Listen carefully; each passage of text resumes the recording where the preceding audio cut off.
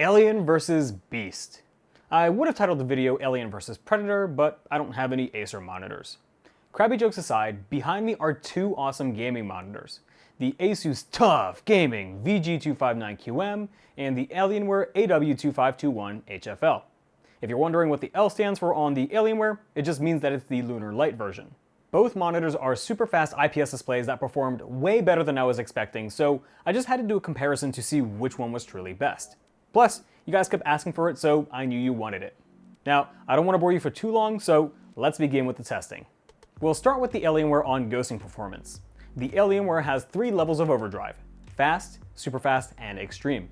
Starting with the fast mode with VRR or variable refresh rate off, this is what you get. Not bad. How about when we move to super fast? Well, it starts to introduce some corona artifacts, which isn't ideal. For those that don't know why this happens, when you apply a higher level of overdrive, you're applying more voltage to the pixels so they can change colors quicker.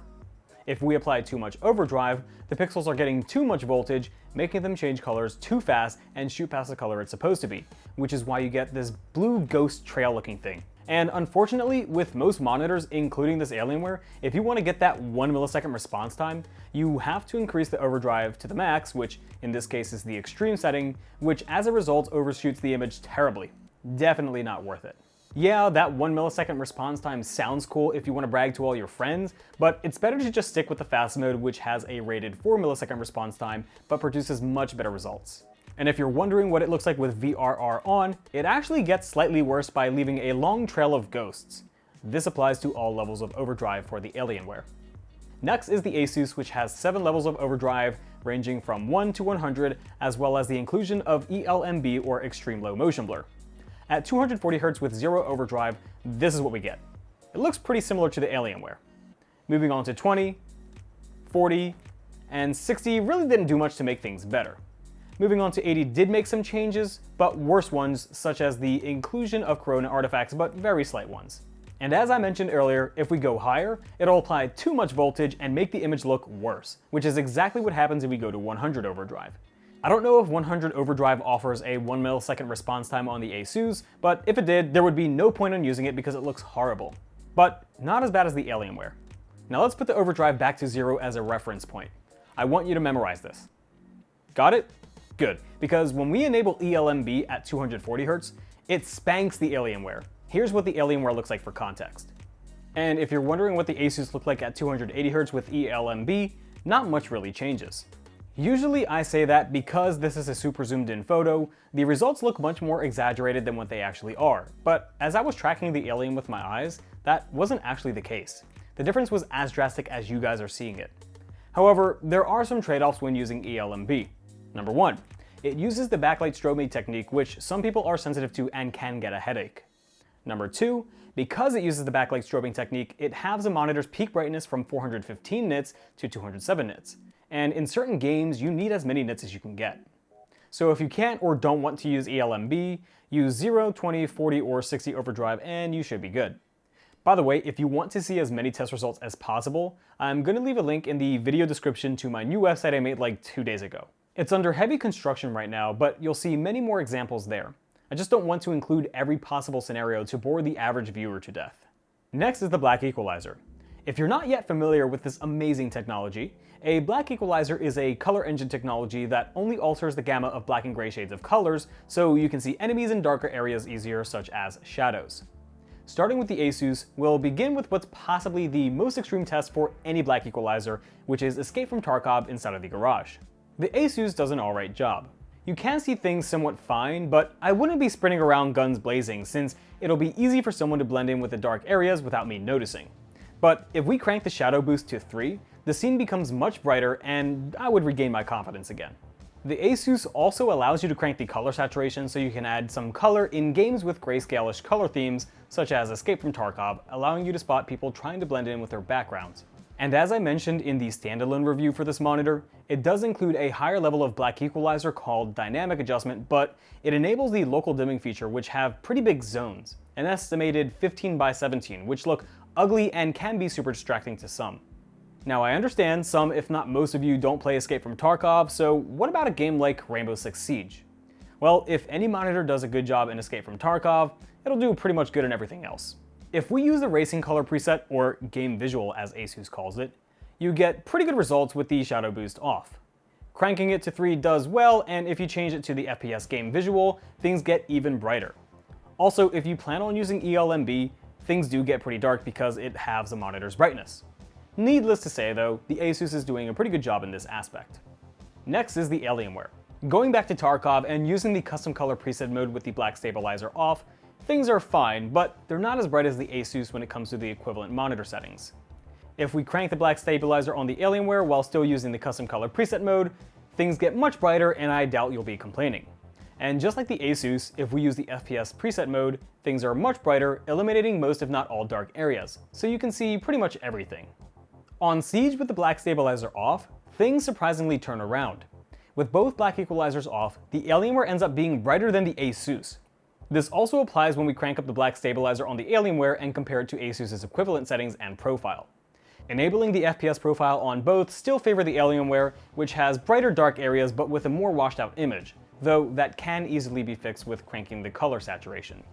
So the Alienware seems to do a better job most of the time, but there's a caveat. When isn't there?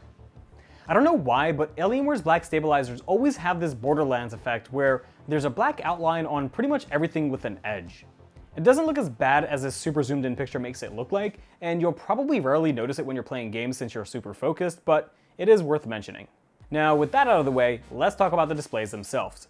Both monitors are 24.5-inch 1080p displays, and being that they're 24.5 inches means that their pixel density of 89 ppi or pixels per inch is fine and won't ruin the visual experience for most people the same way a 27-inch 1080p display would. Both monitors get pretty bright, with the ASUS getting as bright as 415 nits, with a contrast ratio of exactly 1000:1, and the Alienware being even brighter at 455 nits with a contrast ratio of 1102:1. The contrast ratio on both monitors surprised me when I did their independent reviews. Like, yeah, a 1001 contrast ratio is what was advertised and that's what you should get, but 1001 isn't really that impressive. What is impressive is actually hitting those numbers. See, I'm used to companies just advertising a 1001 contrast ratio and only delivering anywhere from 700 to 850:1, so I'm glad both of these actually hit their advertised specs. Back to the displays though, the Alienware has FreeSync Premium and G-Sync compatibility, whereas the ASUS only has G-Sync compatibility. With either of the VRR or variable refresh rate technologies on, the Alienware has 3.1 milliseconds of input lag, and with VRR off, it gets 2.7 milliseconds. For the ASUS, there's no absolute data online, so I have no clue what it is, but it should be similar. You know what I do have absolute data on though? The gamut coverage and color accuracy, and man are they ever so similar. Both displays cover 96% of the sRGB color space, 70% of Adobe RGB, which isn't good enough if you're a photo editor, and 78% of the P3 color space, which for video editors is fine. That's not all though, because both monitors, when professionally calibrated, provide similar delta E's. The Alienware has a delta E of 0.54 and the ASUS has 0.42. If you're not familiar with delta E, the closer you are to 0, the more accurate you are, with anything 4 or 5 or even higher is terrible. Which means that both of these monitors have outstanding color accuracy and colors will look like what they're supposed to look like. However, the same can't be said if you're just a regular Joe Schmo that buys a monitor and uses the default color profiles. Remember how I said 5 or higher is bad?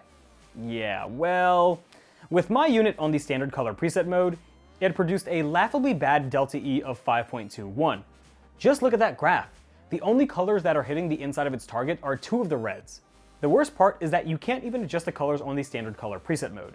Fear not though, because if you go all the way down to the bottom of the preset modes to the custom color mode, not only can you adjust your colors, but color accuracy out of the box is much better with a delta E of 3.41.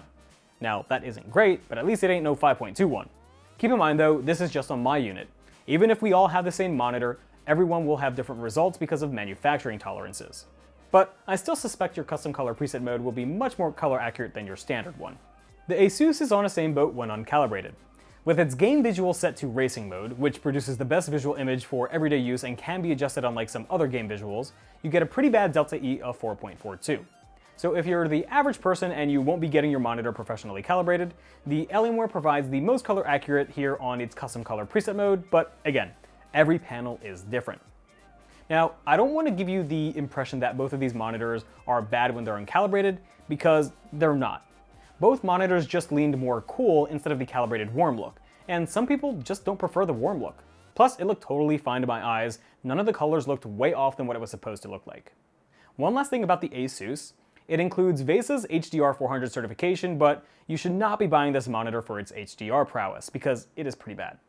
All the highlights are super blown out, and when you look at the side-by-side video, I'm sure you can agree that SDR looks much better. That's all I have to say about that. Now that we covered all the big stuff, let's cover the smaller and more attention to detail-based stuff, like the design, for example. The design of these monitors contrasts greatly from one another. The ASUS looks very boring compared to the Alienware's futuristic space-like Mass Effect design. Both are made with plastic, with the Alienware's plastic feeling much higher quality than the ASUS. ASUS did try flaring their monitor up a bit instead of making a boring black rectangle, with some circuit-like designs on the base of the stand with a red ring around it, and spaceship-like body panel designs on the rear, along with their gigantic branding in case you forgot what monitor you bought. Alienware steps it up a notch with their trademark alien and RGB strip on the rear, which can be adjusted to any color your heart desires. And while the RGB on the stand looks amazing, you're most likely never going to see it because it'll be up against the wall. Adding lights on the chin, the Alienware logo, or on the bottom of the monitor would have been nice. For I/O, or input-output, this is also a very one-sided competition. The Alienware has a DisplayPort 1.2, two HDMI 2.0 ports, a headphone jack, as well as a USB 3.0 Type B port to power the 4 USB 3.0 Type A ports. The ASUS, on the other hand, has two HDMI 2.0 ports, a DisplayPort 1.2, a Kensington lock, a headphone jack, and a single USB Type A port. Oh, by the way, you can't use that USB port. It's for service only. The ASUS is definitely lacking in the holes department. Both monitors include wire routing holes, with the ASUS including a little plate on the back of the monitor, so it's hard for you to see the black cables from straight on, whereas Alienware did this part a little bit smarter with making the front hole a little higher than the rear hole, so you don't have to take out and possibly lose a piece of the monitor. Alienware also includes an I/O cover for the rear of the monitor, so it looks much cleaner and gives it its complete look. Both monitors have tilt, height, swivel, and pivot adjustment, twisting and turning any and all directions you need a monitor to twist and turn. The ASUS, however, can flex a little bit more than the Alienware though. Both monitors have 100x100 VESA mounting support, allowing you to mount them to a monitor arm or stand. And lastly, for the small details, both monitors have a matte finish on the display with anti-glare coating, blocking pretty much most if not all of your room lights so you won't have any distracting reflections. The last section for this video is the OSD, or on-screen display. The OSD that Alienware uses for this monitor is the same it's been for the past few years, but that's not really a bad thing. It has 4 buttons, most of which act as shortcut buttons, as well as a nipple to control the direction of the menus. Starting with the game menu, you have things like your preset modes for your different color profiles, game enhance mode, which lets you add a timer and an FPS counter, you could turn your variable refresh rate on or off, and you have your other gamer focus settings that we mentioned earlier. Next is Alien Effects Lighting, which lets you change your RGB to one of 17 different colors. And if you download the Alienware Command Center software, you can control the RGB right from your desktop to any color you can possibly imagine. Also, when you change your color, not only does it change the strip and the alien, but the power button as well. Next is the display setting, which lets you adjust your typical display settings, which, just like Alien Effects Lighting, can be controlled via software on your desktop, except it's on a different piece of software called Dell Display Manager.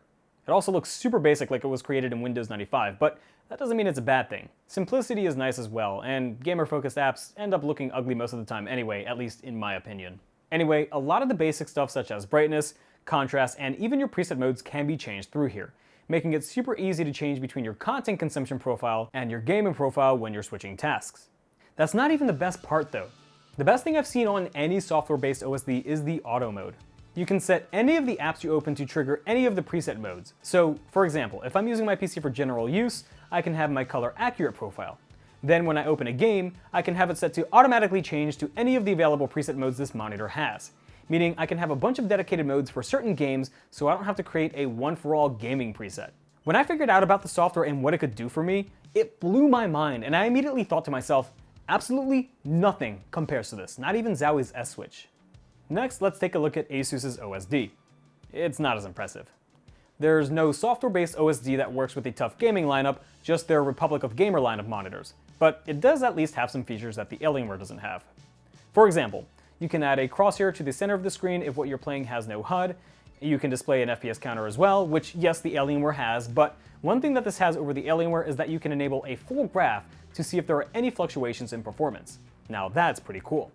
However, that's not even the coolest part. One thing I like about ASUS monitors is the inclusion of sniper mode. Sniper mode allows you to zoom in to the center of your screen, as well as forcing you to choose a red or green dot as a crosshair.